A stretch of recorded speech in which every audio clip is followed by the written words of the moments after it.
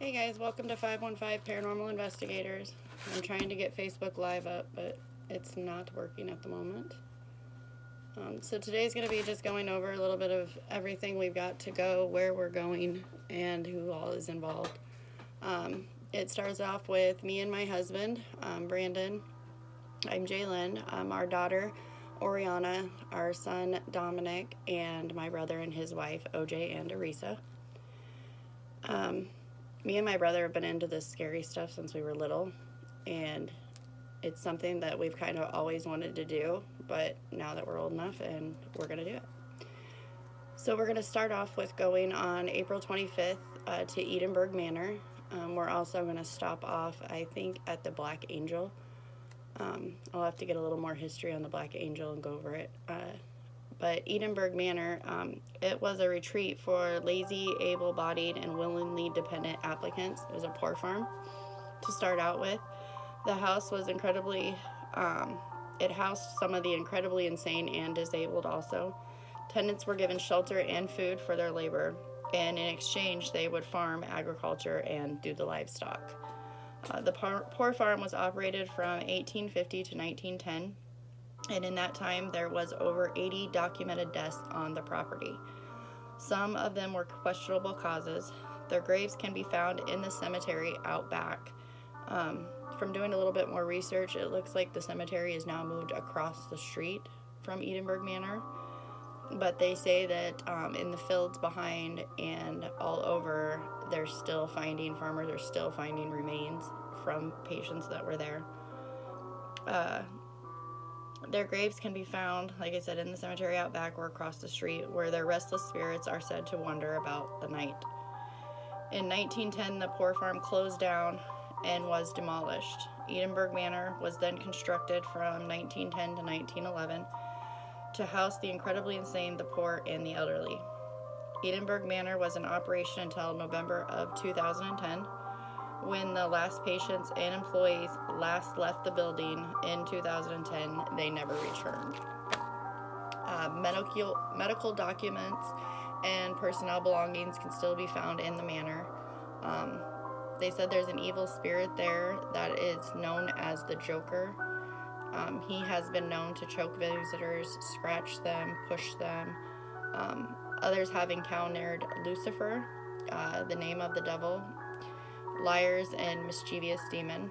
Lucifer was a fallen angel, fell from heaven and went to hell, and he is known that if you are to take a Ouija board in there to communicate with you.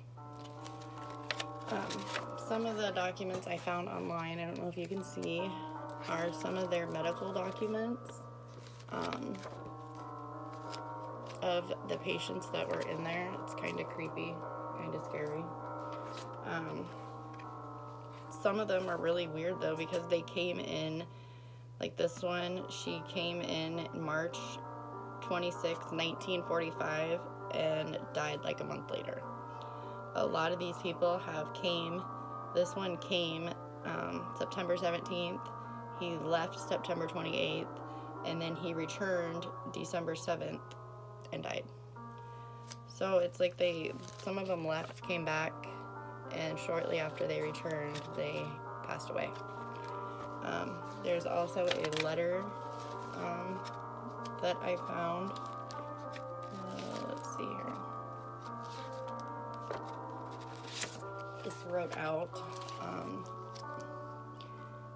and it is actually a letter from a woman whose grandparents were there, and she is trying to find their gravestone or where they were buried, and nobody knows, and she don't know who to contact. So that is the very first place we're going, is Edinburgh Manor. The second place we're going a week after Edinburgh Manor is the Villisca Axe Murder House. This one, I think everybody knows about the Villisca House. It's pretty, how should I put it, popular for one of the most haunted houses in Iowa. And in this one, it was, let's see here, J.B. Moore and his wife, Sarah, were both murdered. And their 4 children, Herman, Catherine, Boyd, and Paul. And then they had 2 visiting girls, Lena and Ina, who were also staying there, who were murdered in the home. On this one, I've done research on this house for years, and even the case don't make sense. They had a confession originally.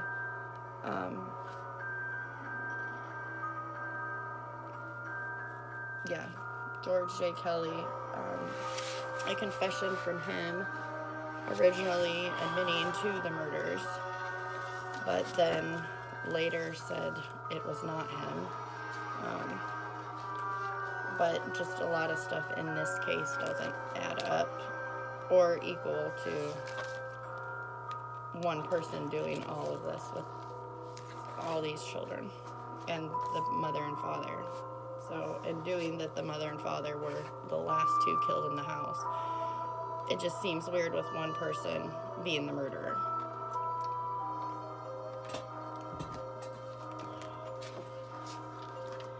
Alright, so some of the stuff we got to go, especially to Edinburgh, it's extremely big, and there's 6 of us.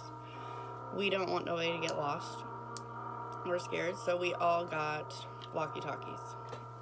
Now I can honestly see my brother or my husband messing with me, Arisa, and my daughter when it comes to these and trying to scare the shit out of us. So we got walkie-talkies. We all got headlamps. In Edinburgh Manor, there is no electricity. The only electricity there is a safe room, and that's where you can go and charge your equipment, eat, relax a little until you go back out into the hospital. So we got these. If I can figure out how to work it. These are pretty bright, as you see. Mine I just wear on my head.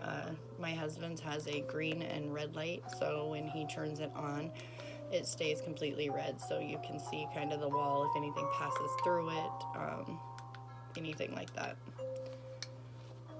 So that is that. We got a stand with the lasers. Oh, great. I think I took the batteries out of the laser. Oh, I did.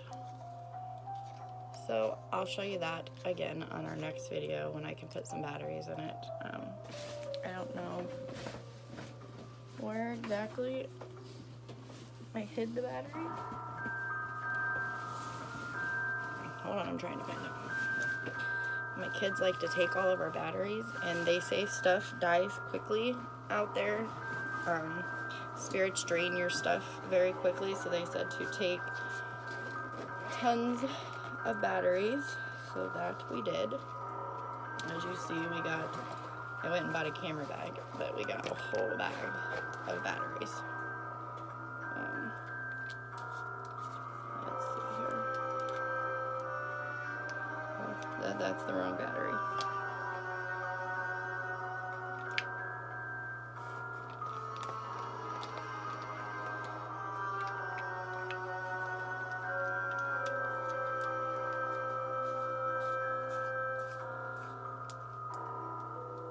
Okay, so this one is the green. Can you see it? And then it has different tips. I think that's the tip we decided to go with when we go in there. Just because it spreads out the whole wall. As in this one, I don't know what this one is.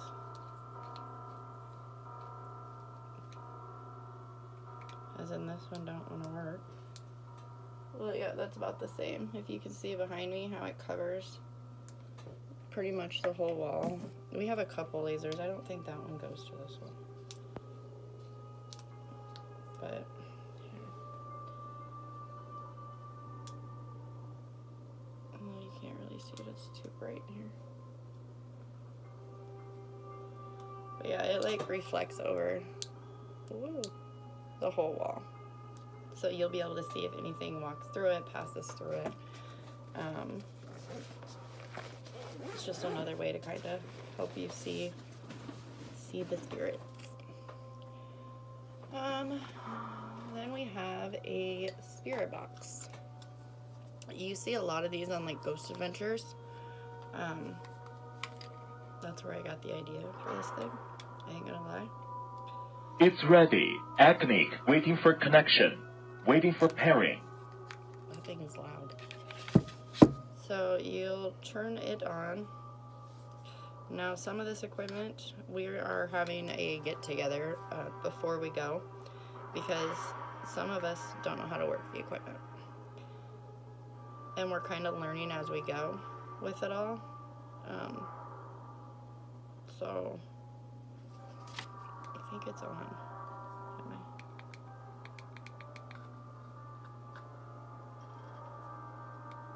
AUX mode.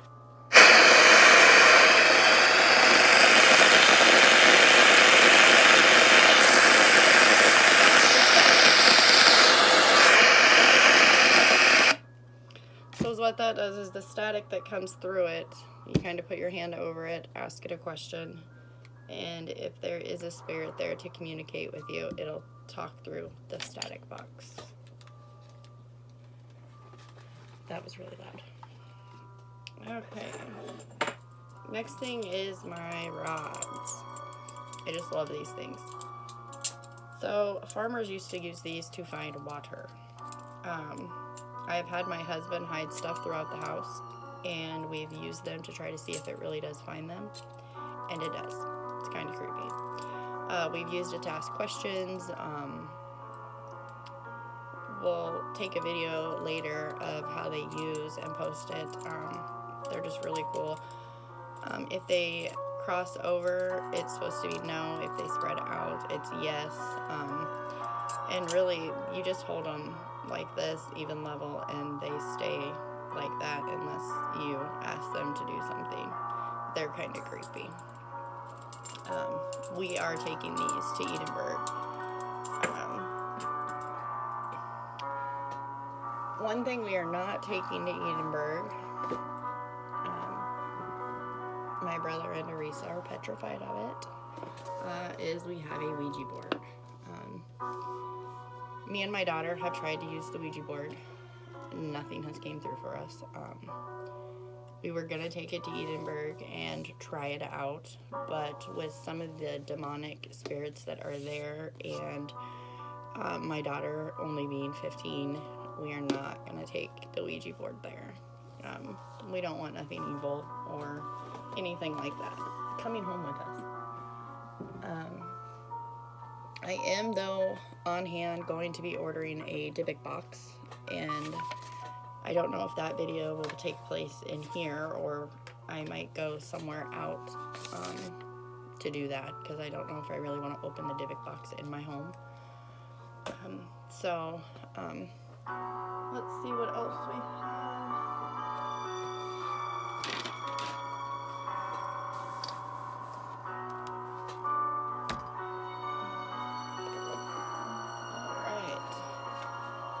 So for everybody, these are the pouches me and my husband decided to go with on our jeans. Simply because, oh, there's the other laser.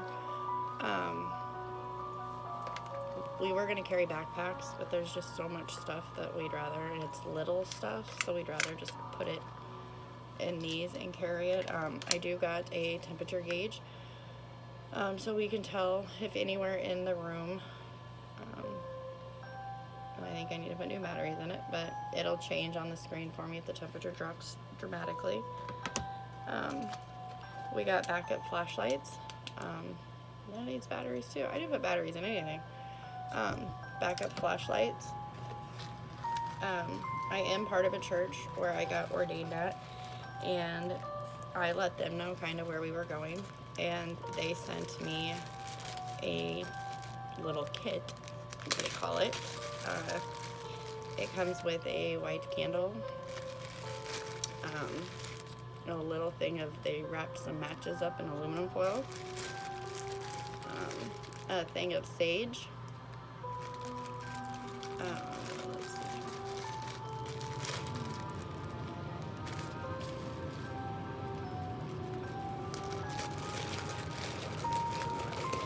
I'll get back to the stuff in the pouches. They sent me a amulet, holy water, and holy salt. They also sent, I don't know what I did with it at all. I don't know where it's at. But it's also holy black salt. Oh, it might be in my pouch. I think it is. It is. Nope, that's more holy water. So this big one is what we're putting into little ones like this that they sent me for everybody to carry. All 6 of us will have a little container like this of holy water. Everybody has their salt. Let's see, everybody has their salt. Oh, maybe I didn't.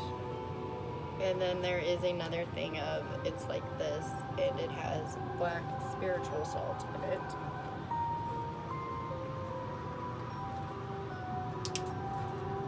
But it's not in here at the moment. Back to the pouch, and this little pouch, what is that? See, we're finding all kinds of stuff. Oh, here's the attachments for the laser. It's right here. A voice recorder. We tried to use this in my house. Testing it out. It actually works really well. Got it off eBay for $15. So don't think ghost hunting is going to cost you guys, or you have to spend all this money that you see on these professional TV shows to go ghost hunting, because you don't. You can get a lot of your stuff, like these lasers I got for like $5 a piece, and it's just like the lasers they use on Paranormal Investigators. If you become part of a church, they will send you all of this stuff. Don't think you have to spend tons of money to go get you some holy water. It takes 5 minutes to become part of a church, and you can get you some holy water through them. Okay, so I think that's everything in the pouch. Oh, I have another crucifix somewhere. The church sent me a wooden one. I have my rosary that we'll be carrying with me. I think in Oriana's pouch, which I don't know where her pouch went, I put the wooden crucifix. And like I said, everybody will have a white candle. Everybody will have their salt. Everybody has a wooden, no, take that back. Some of us have the wooden bracelets with the cross on them. I don't think any of us are going in without wearing some sort of religious thing. Just because, oh look, it kicked on. See, my camera won't focus, but it kicks on, lights up, and tells you temperature. I don't think I'm putting stuff back where it goes. Good thing we're having to get together before we go so we can organize everything. I am taking my Bible. It'll stay in my bag, but just in case, it is in there. And inside it has my card for the ministry and ordained, and then it has another something that some pastor sent me that was kind of cool that I put in there. That'll go with us. Let's see what's in this one. I think this one I just bought to put stuff in. I had so many containers. Yeah, it's just got pins in it. Stuff to take. Alright, now back down to more equipment. We got a camera to set up on a tripod. You don't need anything big or extravagant, let me tell you. But it's just a little camera. It's gonna set up on a tripod in front of the Joker's room. And then we also got tripods for our phones. Mine's online right now, so I can't really show you, but tripods for our phones so that we can set them up throughout the place too and kind of switch them off and on. Since I will have mostly the phone live when we go into these places, there's these little body cameras. They just clip on to their shirts, and then they have a little camera right there. Those everybody will wear on their shirts so that you guys can kind of see as we go what each person experiences. Those we got to practice and figure out how to work them, because none of us are for sure or how to upload them or anything. This is one of my favorites. We went out, I got this at Walmart. It is the kind of like the old-fashioned Polaroid. It's not as big as the old-fashioned Polaroids, but it shoots the Polaroids. And it's more expensive. This, I think, out of your ghost equipment, other than the spirit box, will be your most expensive if you get a Polaroid. And then you get these to go with them. But, you know, I am going to find a Polaroid. I have an old Polaroid from when me and my two brothers were younger. It was shortly after my nephew passed away. We took a picture with a Polaroid, and if you look at it, it's all three of us running, but behind us, you can see something running with us, and it has angel wings. So I think the best evidence will be seen with the Polaroid camera when you take a picture. But all you do is you pull this out, and it automatically turns it on. Up here, there's some buttons, and it tells you if you're home, outside, inside, and so we're gonna say home. We'll take a picture of Chucky just to show you how it works.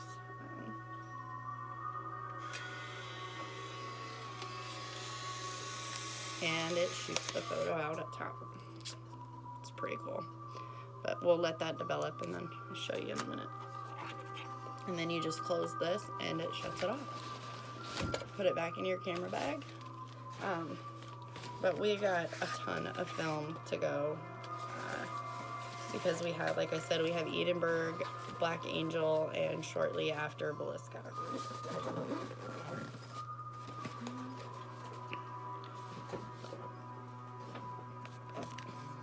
Yep, it's starting to develop. All right. With the protection kit, it sent a thing that said, for many paranormal investigators, there's been situations where different portions of this kit were needed to help ward off evil or attachments.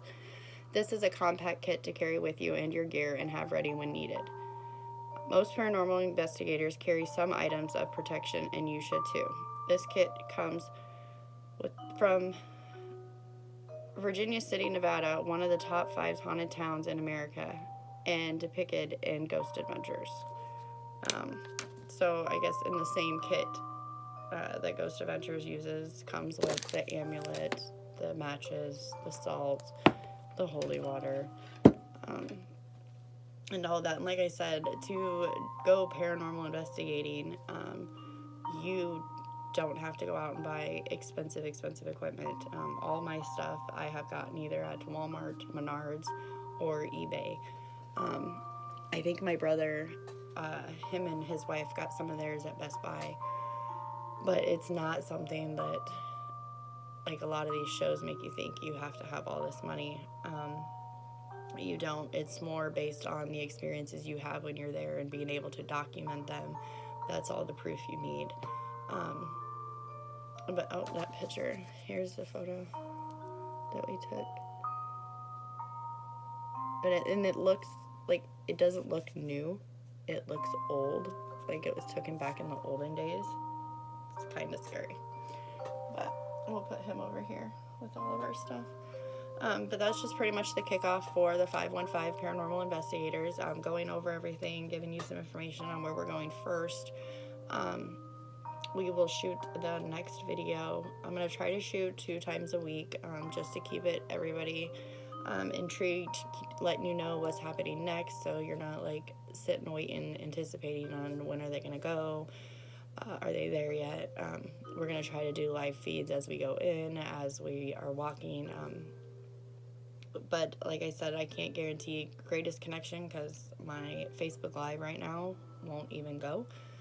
So I have to upload it from YouTube to connect it to the Facebook page. You can also follow us on 515 Paranormal Investigators on Facebook. It's also connected to my name, Jalen Henry. So if you find my Facebook page, it should connect right to you, to the 515 Paranormal Investigators. Brandon, OJ, and Arisa do not have Facebooks, so you cannot connect to them directly. I do, and my son Dominic does. So if you do have any questions, please feel free to send us a message through Facebook, and we will keep you posted. Thanks for tuning in. Have a good night.